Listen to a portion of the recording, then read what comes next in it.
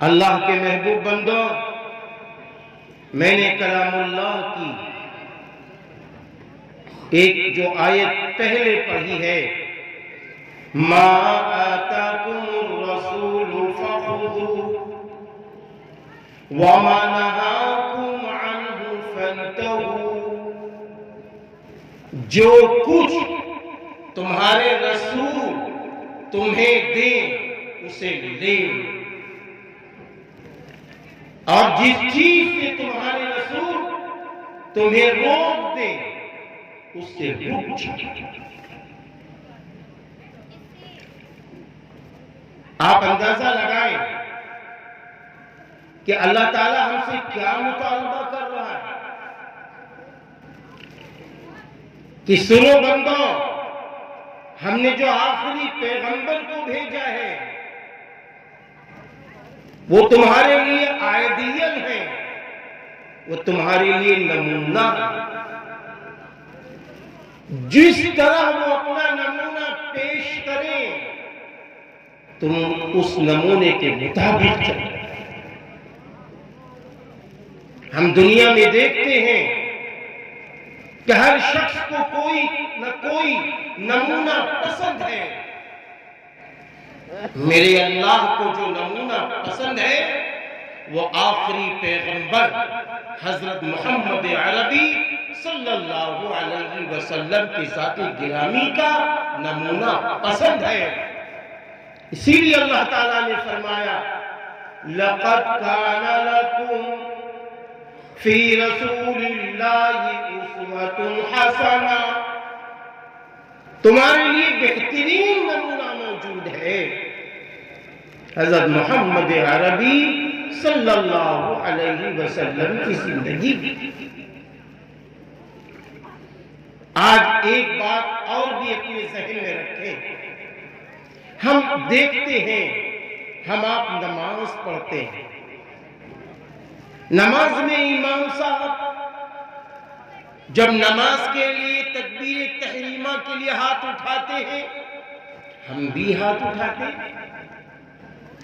جب تک امام صاحب دونوں طرف سلام نہ پھیریں جب تک ہم آپ کوئی منمانی کام نہیں کرتے۔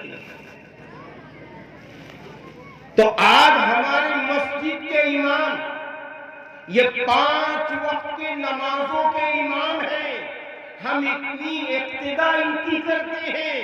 اسی طرح اے غیور مسلمانوں، اللہ کے محبوب بندوں، اللہ کی محبوب بندیوں، اللہ نے ہمیں جو آخری امام آخری پیغمبر دیا ہے کہ ہم نے آخری امام بنا کر جو بھیجا ہے وہ سرور کائنات فخر دو عالم حضرت محمد عربی صلی اللہ علیہ وسلم کی ذات گرامی ہے۔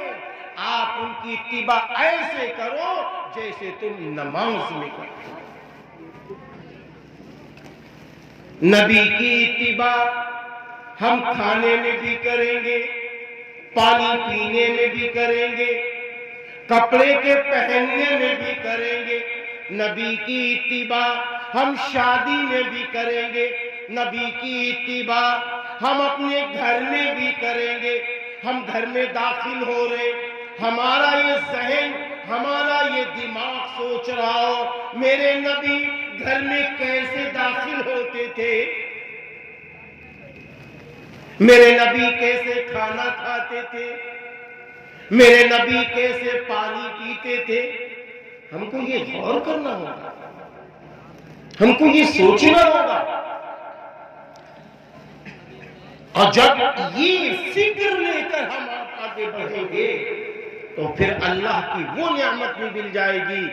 اللہ تعالیٰ نے فرمایا ہے وَأَطِيعُوا اللَّهَ وَالرَّسُولَ لَعَلَّكُمْ تُرْحَمُونَ، اور اللہ کی اور رسول کی اطاعت کرو تاکہ تم پر رحم کیا جائے۔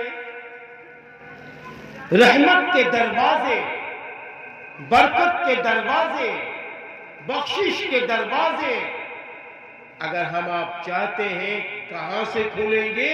جب اللہ تعالیٰ کا حکم مانیں گے اور رسول اللہ صلی اللہ علیہ وسلم کی اتباع کریں گے۔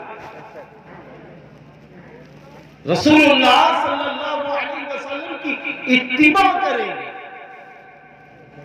آج اچھی طرح یاد رکھنا، آج ہم آپ ایک جملہ کہتے ہیں، کبھی کبھی یہ جملہ کبھی کبھی جلسوں میں بھی بولا جاتا ہے، اور ہم آپ یہ کہتے بھی ہیں کہ ہم نبی کا دامن نہیں چھوڑیں گے۔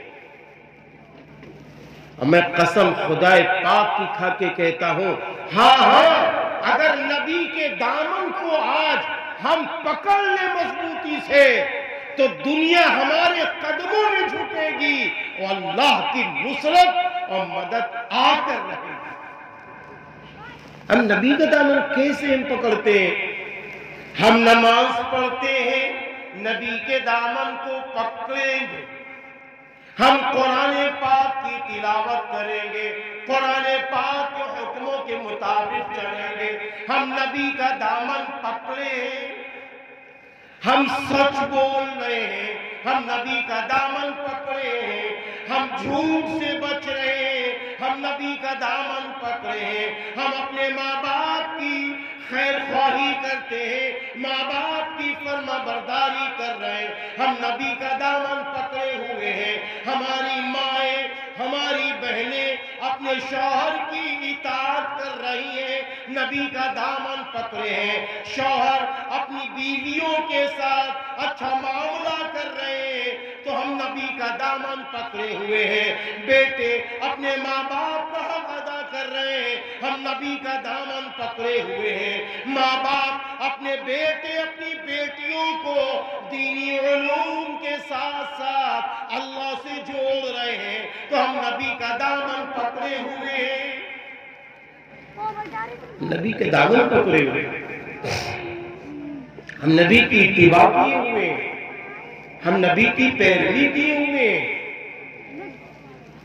اللہ کے محبوب بندوں، آخری پیغمبر حضرت محمد عربی صلی اللہ علیہ وسلم نے ایک بہت پیاری روایت ہمارے اور آپ کے سامنے پیش فرمائی۔ کیا فرمایا؟ فرمایا جب تم میری سنتوں کو زندہ کرو گے، جب تم میری سنتوں کو زندہ کرو گے تو معلوم ہے کیا ملے گا؟ اللہ تعالیٰ کی طرف سے 4 انعام اور اکرام کی بارش ہوگی۔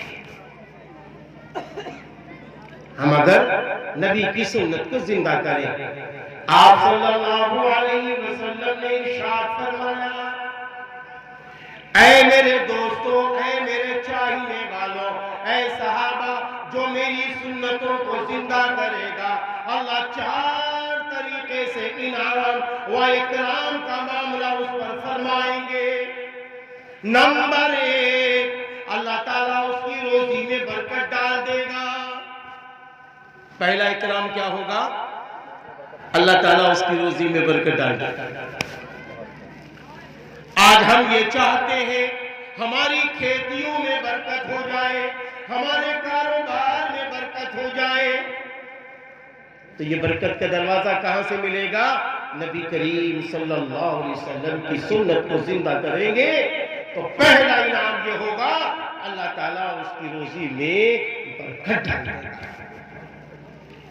دوسرے آپ صلی اللہ علیہ وسلم نے ارشاد فرمایا، میری سنت کو زندہ کرو گے، میری سنت کو زندہ کرو گے تو اللہ تعالیٰ نیک بندوں کے دلوں میں تمہاری محبت ڈال دے گا۔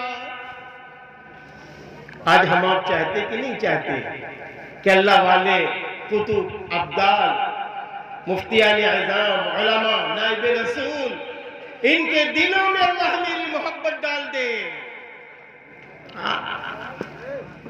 اللہ محبت ڈال دے تو دوسرا اکرام یہ ہوگا کہ اللہ تعالیٰ نیک اور اللہ اپنے محبوب بندوں کے دلوں میں اس شخص کی محبت ڈال دے گا جو نبی کی سنتوں کو زندہ کرتا ہے۔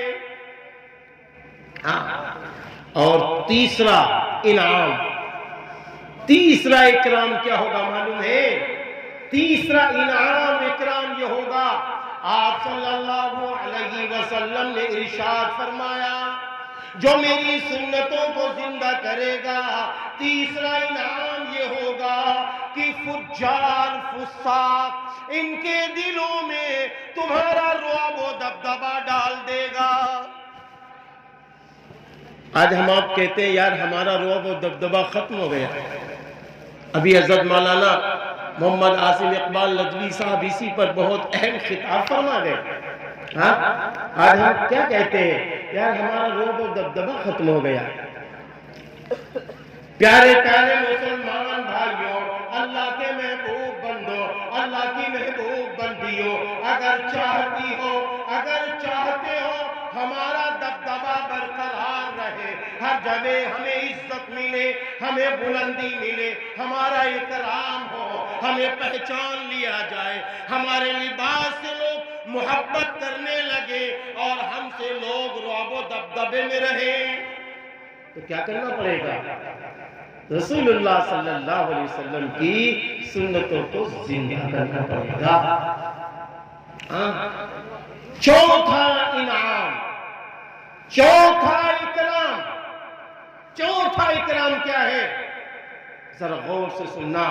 آپ صلی اللہ علیہ وسلم نے ارشاد فرمایا اے لوگوں اگر میری سنت کو زندہ کرو گے تو چوتھا انعام اللہ کی طرف سے یہ ہوگا، اللہ دین میں تم کو پختہ کر دے گا، کوئی تمہیں ٹھگ نہ سکے گا۔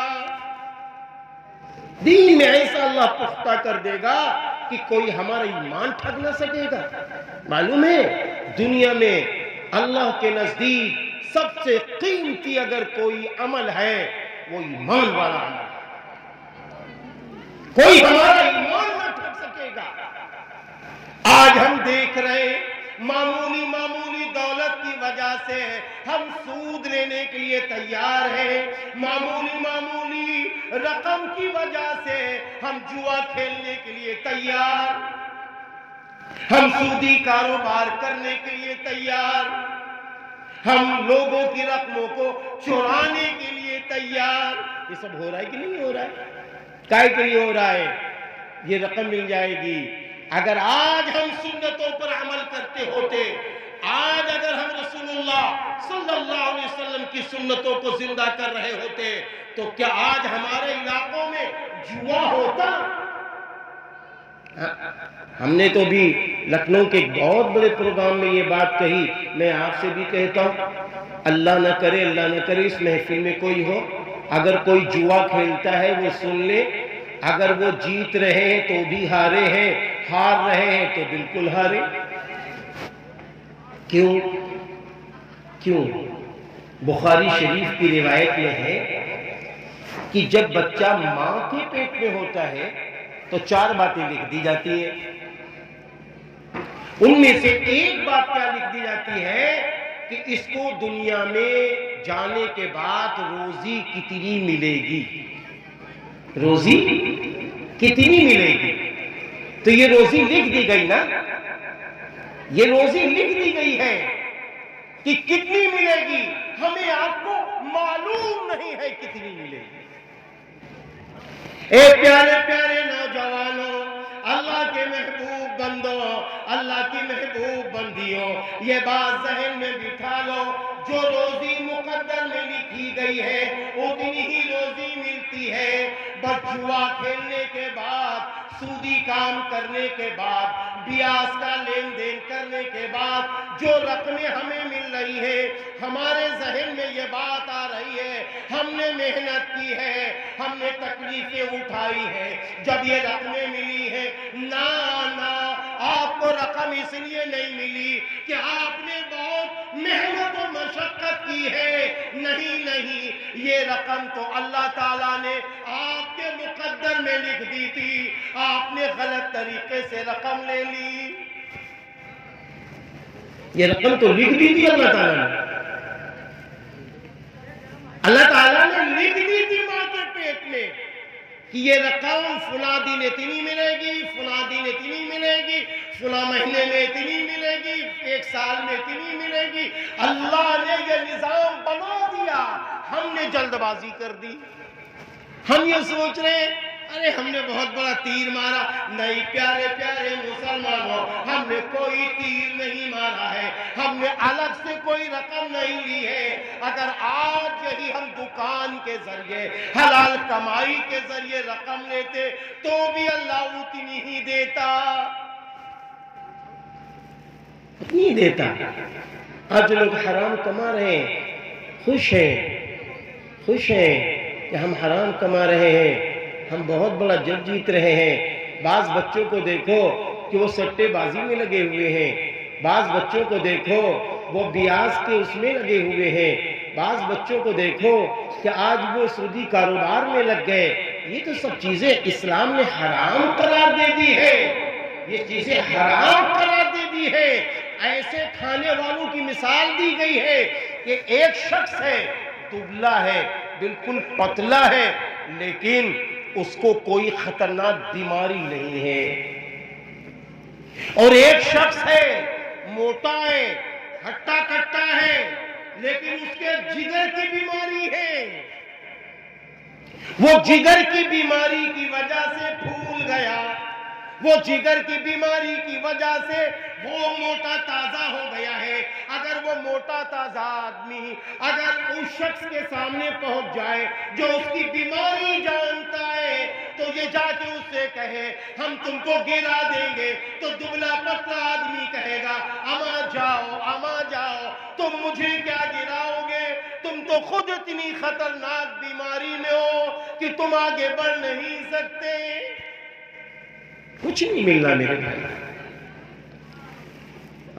ہم نے دیکھا بعض لوگوں کو ان کے ہاں بچی کی پیدائش ہوئی، اور پیدائش ہوتے ہی کیا کیا، 20,000 1,00,000 فکس کر دیا۔ ہم نے کیا سوچا ہے کہ 1,00,000 فکس کیا ہے، بیٹی جب ہماری 20-22 سال کی 25 سال کی ہوگی تو ہم کو 10 لاکھ کے آس پاس مل جائیں گے تو ہمارا کام بن جائے گا۔ نہیں مسلمانوں، نہیں۔ آپ علماء سے پوچھ لو، مفتیان اعظام سے پوچھ لو، دارالقضا میں جا کے پوچھ لو، جتنی رقم ہم نے بینک میں جمع کی ہے اتنی ہی رقم کے مالک ہم ہیں، چاہے ہم اگلے دن لے لیں، چاہے 1 سال بعد لے لیں، چاہے 20 سال بعد لے لیں، بقیہ جو رقم بچ رہی ہے وہ سود ہے، اس کا لینا حرام۔ لیکن ہاں اللہ والوں نے ایک بات کہی ہے کہ اگر آپ کی رقم سود کی ہے بینک میں، اپنے لیے استعمال کرنا حرام ہے، اگر آپ چاہیں تو وہ رقم چپکے سے لے لیں۔ جو بیچارہ غریب ہے، جو زکوٰۃ نکال نہیں سکتا ہے اسلام میں، وہ غریب ہے، یاد رکھنا۔ جو ایسا غریب ہے تو کیا کریں، بغیر کسی ثواب کی نیت کے، اللہ معاف فرمائے، جیسے کہ آپ نے دیکھا ہوگا بچہ اگر ٹوائلٹ کر دے تو ماں ایسے ماں اپنی ناک بند کیے رہتی ہے اور ٹوائلٹ اٹھا کے پھینک دیتی ہے، تو سیم ایسے ہی وہ رقم لے کے کسی غریب کو دے دو، ثواب کی بھی نیت نہ کرو، ثواب کی بھی نیت۔ اسی طرح سماج میں ایک اور برائی چل پڑی، وہ اس سے زیادہ خطرناک، اللہ معاف فرمائے، نوجوان بچے وہ اسمیک کی طرف بڑھ گئے، شراب کی طرف بڑھ رہے، شراب کی طرف بڑھ رہے۔ ارے شراب کو تو ساری برائیوں کی جڑ کہا گیا ہے، لیکن میں ان بچوں کو، اللہ نہ کرے اس محفل میں کوئی ہو، لیکن یہ سب جو آج کل ویڈیو بنتے ہیں پوری دنیا میں جاتے، اللہ نہ کرے کوئی ایسا مسلمان ہو جو شراب پیتا ہو، میں ان کو یہ ایک پیغام دینا چاہتا ہوں، اے پیارے پیارے نوجوانوں، اللہ نہ کرے آپ شراب پیتے ہیں، میں آپ کو ایک رائے دیتا ہوں، اتنی پیاری رائے ہے، اتنی اچھی رائے ہے، اگر آج آپ اس رائے کو مان گئے اللہ بھی خوش ہو جائے گا، معلوم کیا رائے ہے؟ وہ رائے یہ ہے کہ آج طے کر لو ہم اللہ کو راضی کرنے کے لیے شراب کو چھوڑ دیں گے۔ اگر آج اللہ کو راضی کرنے کے لیے شراب چھوڑ دی تو اللہ تعالیٰ، نبی صلی اللہ علیہ وسلم نے فرمایا، اللہ تعالیٰ قیامت کے دن ان اپنے بندوں کو، جو بندے شراب پیتے تھے، سوسائٹی میں جا کر شراب پی کر اپنا جسم خراب کر رہے تھے، اگر انہوں نے اللہ کی محبت میں، اللہ کی رضا کے لیے شراب چھوڑ دی تو قیامت کے دن اللہ تعالیٰ ان کو شراباً طہورا، پاک شراب پلائیں گے، پاک شراب مل جائے گی، پاک شراب مل جائے گی۔ آپ سے میں سچ کہہ رہا ہوں کہ جس طریقے سے یہاں کہہ رہا تھا، ایسے ہی ایک آدھ جگہ میں نے تقریر کی، ہمارے کچھ بچے تھے، انہوں نے شراب چھوڑی اور شراب چھوڑ کر ایک دن کہنے لگے مولانا مفتی صاحب آپ نے مجھے اندھیرے سے روشنی کی طرف پہنچا دیا۔ میں نے کہا خیریت تو وہ کہنے لگے مولانا میری 3 بیٹیاں ہیں، بیٹی ایک میری بالغہ ہو چکی تھی، شادی کے لیے لوگ آتے تھے، بہت خوبصورت میری بیٹی، لیکن جب ان کو یہ پتا چلتا تھا کہ اس کا باپ شرابی ہے تو لوگ چلے جاتے تھے۔ کبھی کچھ لوگوں نے یہ کہا کہ یہ اتنی پیاری معصوم بچی ہے، بڑی اچھی ہے، صالحہ بھی ہے، لیکن اس کا باپ شرابی ہے، اس لیے میں شادی نہیں کروں گا۔ یہاں تک آ جاتا ہے، یہاں تک حالات آ جاتے ہیں، یہ حالات آ جاتے ہیں میرے بھائیوں۔ اس لیے میں اپنے ان نوجوان بچوں سے، اپنے ان نوجوانوں سے، اپنے بزرگوں سے میں اپیل کرتا ہوں، میں درخواست کرتا ہوں، اے میرے بھائی، اگر آپ شراب اس لیے پی رہے ہیں کہ سکون مل جائے گا تو شراب میں سکون نہیں ہے۔ اگر آپ سکون چاہتے ہیں تو میرے اللہ نے فرمایا الا بذکر اللہ تطمئن القلوب، سن لو تمہارے دلوں کو سکون دینے والی ذات اللہ کا ذکر ہے۔ اے پیارے مسلمان بھائیوں، اے میری اچھی ماؤں اور بہنوں اور نوجوانوں، اگر سکون چاہتے ہو تو نماز کی پابندی کرو، اگر سکون چاہتے ہو تو روزانہ قرآن پاک کی تلاوت کرو، قرآن پاک کو سمجھ کر پڑھو، اگر سکون چاہتے ہو تو رسول اللہ صلی اللہ علیہ وسلم کی سنتوں کو زندہ کرو، اگر سکون چاہتے ہو تو اللہ کے لیے صبر کرو، سکون چاہتے ہو تو اللہ کے لیے اپنا غصہ پینے والے بنو تو دلوں کو سکون مل جائے گا، سکون مل جائے گا۔ جو لوگ صبر کرتے ہیں، آج عجب حال ہے، معاف کر دینا، لکھنؤ میں ایک صاحب ملے، معاف کر دینا سچا واقعہ بتا رہا ہوں، بڑا دکھ ہوا، کہنے لگے مولانا آپ لوگ تو بڑی اسپیچ دیتے ہیں، بڑی تقریریں کرتے ہیں، لیکن میں آپ کو بتاؤں مسلمانوں کے محلے کی پہچان کیا ہے؟ آپ کو بتاؤں مسلمانوں کی محلوں کی پہچان کیا ہے؟ میں نے کہا بھائی بتا دیجئے۔ کہنے لگے جن کے گھروں کے سامنے کوڑا پڑا ہو دروازے کے سامنے، سمجھ جاؤ یہ مسلمانوں کا محلہ ہے، جہاں لڑائیاں خوب ہو رہی ہو تو سمجھ جاؤ یہ مسلمانوں کا محلہ ہے، جہاں مدرسے بھی ہو، اسکول بھی ہو، کالج بھی ہو، مسجدوں کے اندر مکتب بھی ہو، اور وہاں بچے گلی ڈنڈے میں لگے ہو، کنچے گولی میں لگے ہو، پتنگ اڑانے میں لگے ہو، یہ سمجھ جاؤ اگر وہ اسکول نہیں جا رہے یہ مسلمانوں کا محلہ ہے۔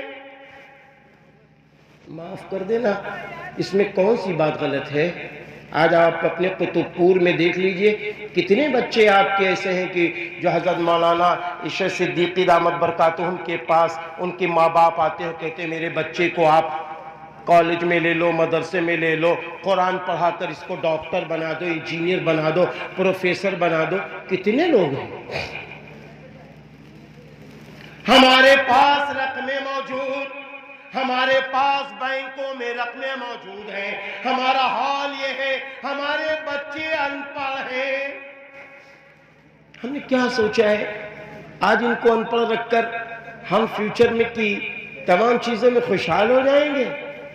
مفکر اسلام حضرت مولانا سید ابو الحسن علی ندوی عرف علی میاں رحمت اللہ علیہ نے فرمایا دیکھو بخار وقتی بیماری ہے، سر درد وقتی بیماری ہے، لیکن اے لوگوں یاد رکھنا جہالت پوری زندگی کی بیماری ہے، پوری زندگی کی بیماری ہے۔ آج کتنے لوگ ایسے ہیں ماں باپ بیچارے رو رہے ہیں، جاہل بچہ ہے، جوان ہے، اچھی بری چیز کی تمیز ہی نہیں اس کے پاس، اسے یہ معلوم ہی نہیں ہے کہ ماں کے قدم تلے جنت ہے، اسے یہ معلوم ہی نہیں ہے کہ باپ جنت کا دروازہ ہے، جب چاہ رہا ہے اماں کو ٹھوک رہا ہے، جب چاہ رہا ہے ابا کو ٹھوک رہا ہے، اسے یہ معلوم ہی نہیں ہے کہ بیوی اللہ نے کاہے کے لیے دی تھی، جب چاہ رہا ہے گھوسوں سے مار رہا ہے، جب چاہ رہا ہے دھکے دے رہا ہے، جب چاہ رہا ہے کھانا بند کر رہا ہے۔ یہ سب ہو رہا ہے کہ نہیں ہو رہا ہے؟ سب ہو رہا ہے کہ نہیں ہو رہا ہے؟ سب ہو رہا ہے۔ کہاں جا رہے ہم؟ کس رخ پر جا رہے ہیں ہم؟ کیا ہم اپنے نبی کو بھول جائیں گے جو ہمارے نبی ہم کو کتنا چاہتے تھے؟ کبھی ہم نے غور کیا اس پر؟ بھول گئے ہم اپنے محبوب نبی کو؟ کون ہے اس دھرتی کے اوپر جو سب سے زیادہ اپنی امت کو چاہنے والا ہو؟ اگر کوئی ہو سکتا ہے تو وہ رسول اللہ صلی اللہ علیہ وسلم کی ذات گرامی ہو سکتی ہے۔ آپ صلی اللہ علیہ وسلم کی جب عمر مکمل ہو گئی، ابھی ایک دن اور 2-4-10 گھنٹے ابھی باقی ہیں کہ اللہ کے پاس تشریف لے جانے والے ہیں، آپ نے بہت ساری وصیتیں فرمائیں، بہت سارے ارشادات فرمائے، آپ کی زبان لڑکھڑانے لگی۔ میرے بھائیوں سنو، میرے نبی کتنا چاہتے ہیں ہمیں، آپ کو، آپ کی زبان لڑکھڑا رہی ہے، آپ کی لڑکھڑاتی ہوئی زبان سے جملے نکل رہے ہیں۔ حضرت علی کرم اللہ وجہ فرمایا میرے محبوب نبی صلی اللہ علیہ وسلم کی زبان میں لکنت آ گئی، آپ صلی اللہ علیہ وسلم کی زبان لڑکھڑانے لگی۔ ایسے موقع پر آپ کچھ ارشاد فرما رہے ہیں، میں نے اپنے کانوں کو اپنے محبوب نبی کے ہونٹوں کے قریب کیا تو میرے نبی فرما رہے تھے، اللہم اغفر لی امتی، اللہم اغفر لی امتی، اللہم اغفر لی امتی، اے اللہ میری امت کی مغفرت فرما، اے اللہ میری امت کی مغفرت فرما، اے اللہ میری امت کی مغفرت فرما۔ ذرا غور کرو، میرے نبی آخری وقت نہ بھولے۔ میرے پیارے مسلمان بھائیوں، اے میری ماں اور بہنوں، اللہ کے محبوب بندو، اے قطب پور بسوا کے رہنے والوں، میں آپ سے بھی کہتا ہوں، اپنے سے بھی کہتا ہوں، میرے نبی کوئی دن کوئی لمحہ اپنی امت کو نہ بھولے۔ ہم بھول لیں۔ میرے نبی صلی اللہ علیہ وسلم جب یہ قیامت آ جائے گی، سارے انسان اللہ کے حضور کھڑے ہو جائیں گے، تو میرے نبی، آپ کے نبی، سارے انسانوں کے نبی، رحمت للعالمین صلی اللہ علیہ وسلم سجدہ کرنا شروع کر دیں گے۔ سجدہ کر رہے لوگ پسینے میں شرابور ہوں گے، اپنے اعمال کو دیکھ کر لوگ رو رہے ہوں گے، کوئی کہہ رہا ہوگا جلدی حساب شروع ہو جائے، سارے پیغمبر سب لوگ مل کر نبی کے پاس آئیں گے، میرے نبی سجدہ کریں گے، میرے نبی سجدہ کریں گے۔ اللہ فرمائے گا، اے میرے محبوب اپنا سر اٹھائیے، آج آپ کی بات سنی جائے گی۔ میرے نبی فرمائیں گے، اے اللہ میری امت کو بخش دیجئے۔ لمبی حدیث ہے، اختصار کے ساتھ بتا رہا ہوں، تو اس وقت کیا ہوگا؟ اللہ فرمائے گا، اے میرے محبوب ہم آپ کی امت میں جن کے پاس رائی کے دانے کے برابر بھی ایمان ہے، ہم نے ان کو بخش دیا۔ اس کے بعد پھر آپ سجدے میں چلے جائیں گے، پھر اللہ فرمائے گا میرے محبوب سر اٹھائیے، میرے محبوب سر اٹھائیے، آپ کی بات سنی جائے گی، آپ کی بات سمجھی جائے گی۔ میرے نبی جب سر اٹھائیں گے، اے اللہ میری امت کو بخش دیجیے، آواز آئے گی، آواز آئے گی اللہ کی جانب سے، اے میرے محبوب آپ کی امت کے پاس رائی کے دانے سے کم جس کے پاس ایمان ہے ہم نے ان کو بخش دیا۔ ابھی بھی چین میرے نبی کو نہ ہوگی، ابھی بھی سکون میرے نبی کو نہ ہوگا۔ پھر سجدے میں چلے جائیں گے، پھر اللہ فرمائے گا میرے محبوب سر کو اٹھائیے، میرے محبوب سر کو اٹھائیے، سر کو اٹھائیے۔ آپ صلی اللہ علیہ وسلم سر کو اٹھائیں گے، اے اللہ میری امت کی بخشش فرما دیجیے، میری امت کی بخشش فرما دیجیے۔ آپ صلی اللہ علیہ وسلم کے فرمان پر اللہ تعالیٰ فرمائے گا اے میرے محبوب جس کے دل میں رائی کے دانے اور اس سے کم اور اس سے بھی کم جس کے پاس ایمان ہے، اے میرے محبوب آپ کو ہم بتائیں ہم نے ان کو بھی بخش دیا۔ اس لیے میرے بھائیوں وقت زیادہ ہو رہا ہے، کیونکہ میرے بعد میں نے شروع میں یہ بات کہی تھی کہ حضرت مولانا محمد امین بہرائچی صاحب دامت برکاتہ العالیہ کا خطاب ہونا ہے۔ میں اپنی بات کو لمبی کر رہا ہوں، نہیں اب بات کو کم لفظوں میں کہتے اپنی بات کو ختم کر رہا ہوں۔ اس لیے پیارے بھائیوں، اللہ کے محبوب بندوں، اللہ کے نیک بندوں، اللہ کی نیک بندیوں، ہمیں آپ کو ایک فیصلہ لینا ہے، ہمیں آپ کو ایک فیصلہ لینا ہے۔ فیصلہ کیا لینا ہے؟ ہم کو 24 گھنٹے کا نظام سنت کے مطابق بنانا ہے انشاءاللہ، سنت کے مطابق، ہاں سنت کے مطابق۔ شادیاں ہمارے وہاں ہو سنت کے مطابق، سنت کے مطابق شادیاں ہو رہی ہوں، سنت کے مطابق ہماری بیٹیاں رخصت ہو رہی ہوں، سنت کے مطابق ہمارے دولہے جا رہے ہوں، سنت کے مطابق سارے کام ہو رہے ہوں۔ آج تو ہمارے دولہے کس طریقے سے جا رہے ہیں آپ اچھی طرح جانتے ہیں۔ ہمارا دولہا کیسا ہونا چاہیے، ہمارا دولہا ایسا ہونا چاہیے اللہ نے جو اچھے کپڑے دے رکھے ہیں نہا دھو کے وہ پہن لیں، اس کے بعد 2 رکعت نماز نفل حاجت پڑھ لیں، اس کے بعد جب گھر سے باہر نکلے، میرے نبی جب سفر میں جاتے تھے تو مسجد میں پہلے جا کے نماز پڑھ لیتے تھے۔ ہمارا دولہا مسجد میں پہنچ جائے، مسجد میں جا کے نماز پڑھ لے اور اس کے بعد اللہ کا نام لے کر چلے، اور جب نکاح ہو جائے نماز کا وقت ہو جائے تو فوراً پھر وہ مسجد میں پہنچ جائے، اور جب وہ اپنی بیوی کو لا رہا ہو تو بیوی گھر میں جا رہی ہو، ہمارا دولہا پہلے مسجد میں آ رہا ہے، ہمارا دولہا پہلے مسجد میں آ رہا ہے۔ اس لیے میرے بھائیوں، اللہ کے محبوب بندوں، اللہ کے نیک بندوں، آئیے ہم آپ فیصلہ لیں کہ انشاءاللہ ہم سنتوں بھری زندگی اپنی گزاریں گے انشاءاللہ۔